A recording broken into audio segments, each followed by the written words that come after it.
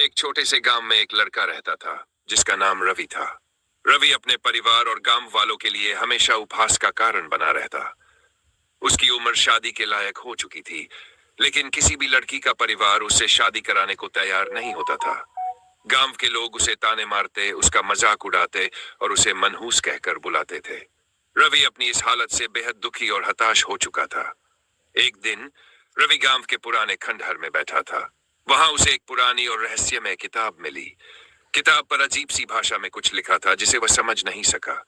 किताब के साथ एक नोट था जिसमें लिखा था, जो इस मंत्र का सही उच्चारण करेगा उसे अद्भुत शक्ति मिलेगी। रवि को लगा कि यह किताब उसकी तकदीर बदल सकती है। उसने पूरी रात उस किताब को पढ़ने और उसमें लिखे मंत्र को समझने में लगा दी। अगले दिन वह किताब को लेकर गांव के पास बहने वाली नदी के किनारे गया। वहां उसने मंत्र का उच्चारण शुरू किया। धीरे धीरे चारों ओर अजीब सी ऊर्जा फैलने लगी। नदी का पानी तेज लहरों में बहने लगा और अचानक पानी से एक सुंदर स्त्री प्रकट हुई। वह स्त्री अप्रतिम सुंदरता की मूर्ति थी और उसकी आंखों में रहस्य भरा हुआ था। स्त्री ने कहा, मैं मंत्र के प्रभाव से आई हूं, लेकिन मेरी शक्ति पाने के लिए तुम्हें एक शर्त पूरी करनी होगी। तुम्हें मेरे साथ संबंध बनाना होगा। रवि हिचकिचाया, लेकिन उसकी हालत और गांव के लोगों के तानों ने उसे मजबूर कर दिया। उसने स्त्री की शर्त मान ली। उस रात नदी के किनारे उसने स्त्री के साथ संबंध बनाए। अगले दिन जब रवि गांव लौटा तो उसमें अद्भुत परिवर्तन हो चुका था।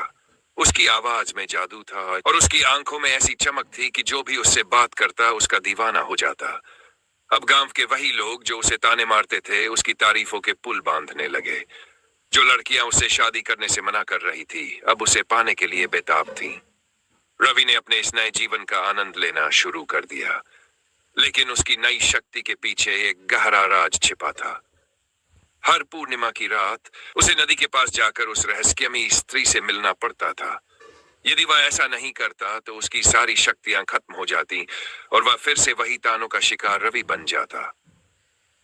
धीरे धीरे रवि ने महसूस किया कि वह इस शक्ति का गुलाम बनता जा रहा है। अब वह एक नई दुविधा में था। क्या वह अपनी इस शक्ति को बनाए रखे या इस जाल से आजाद होकर अपनी सच्ची खुशी खोजे?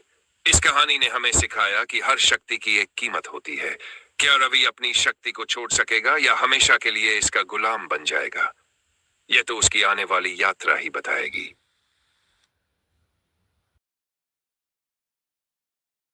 रवि का नया जीवन उसे पहले तो अद्भुत लग रहा था। गांव वाले उसका सम्मान करते, लड़कियां उससे प्रभावित थी और वह खुद को पहले से अधिक खुश महसूस कर रहा था।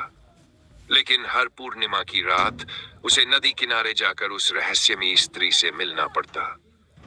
ये एक ऐसा बंधन था जिसे वह छुटकारा पाना चाहता था, लेकिन डरता था कि कहीं उसकी सारी शक्तियां छिन न जाए। रहस्यमयी सच का खुलासा। एक दिन रवि ने हिम्मत करके उस स्त्री से पूछा, तुम कौन हो और क्यों मुझे हर पूर्णिमा की रात यहाँ बुलाती हो? स्त्री ने मुस्कुराते हुए कहा, मैं इस नदी की आत्मा हूँ। इस किताब और मंत्र के माध्यम से मैं यहाँ प्रकट होती हूँ, लेकिन मेरी शक्ति से तुम्हें जो लाभ मिला है उसकी कीमत चुकानी पड़ती है। जब तक तुम मुझसे जुड़े रहोगे तुम शक्तिशाली बने रहोगे, लेकिन अगर तुमने ये संबंध तोड़ा तो तुम वही पुराने रवि बन जाओगे और साथ ही तुम्हारा जीवन भी संकट में पड़ सकता है। रवि इस सच को जानकर परेशान हो गया। वह अपनी शक्ति और सम्मान को खोना नहीं चाहता था, लेकिन इस बंधन से आजादी भी चाहता था। उसने सोचा कि क्या ये शक्तियां वाकई उसकी खुशी की कुंजी है या वह बस एक भ्रम में जी रहा है। गांव की नई मुसीबत। कुछ समय बाद गांव में अजीब घटनाएं होने लगी। फसलें खराब होने लगी, पशु बीमार पड़ने लगे और गांव में डर और अफवाह फैलने लगी कि यह सब रवि के कारण हो रहा है। लोगों ने उसे फिर से ताने मारने शुरू कर दिए और यहाँ तक कि उसे शापित कहने लगे। रवि ने महसूस किया कि ये सब घटनाएं नदी की आत्मा और उसकी शक्तियों से जुड़ी थी। उसने स्त्री से पूछा, क्या यह सब तुम्हारी वजह से हो रहा है?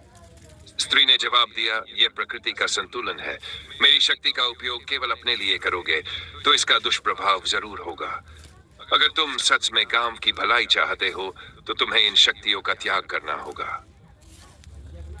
अंतिम निर्णय। रवि अब एक कठिन निर्णय के सामने खड़ा था। उसने अपनी शक्तियों को त्यागने का फैसला किया, लेकिन यह आसान नहीं था। उसे पता था कि यह कदम उसे फिर से कमजोर और अकेला बना देगा, लेकिन यह गांव और अपने अंदर की सच्ची खुशी को बचाने के लिए जरूरी था। पूर्णिमा की रात रवि नदी के किनारे गया। उसने किताब को वापस नदी में फेंक दिया और सत्री से कहा, मैं तुम्हारी शक्तियों को त्यागता हूँ, मुझे मेरे असली रूप में वापस ले जाओ। सत्री ने उसे ध्यान से देखा और कहा, तुमने सही निर्णय लिया है। यह तुम्हें कमजोर नहीं बल्कि अधिक मजबूत बनाएगा। अपनी सच्ची ताकत खुद में खोजो, न कि किसी बाहरी शक्ति में। एक नई शुरू। अगले दिन रवि ने गांव वालों से माफी मांगी और अपने पुराने जीवन में लौट आया। उसने अपनी मेहनत और ईमानदारी से लोगों का दिल जीतना शुरू किया। धीरे धीरे गांव वालों ने उसे स्वीकार कर लिया और उसका सम्मान करने लगे।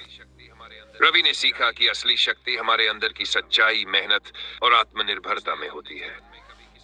उसने अब अपने जीवन में कभी किसी शॉर्टकट का सहारा न लेने का संकल्प लिया।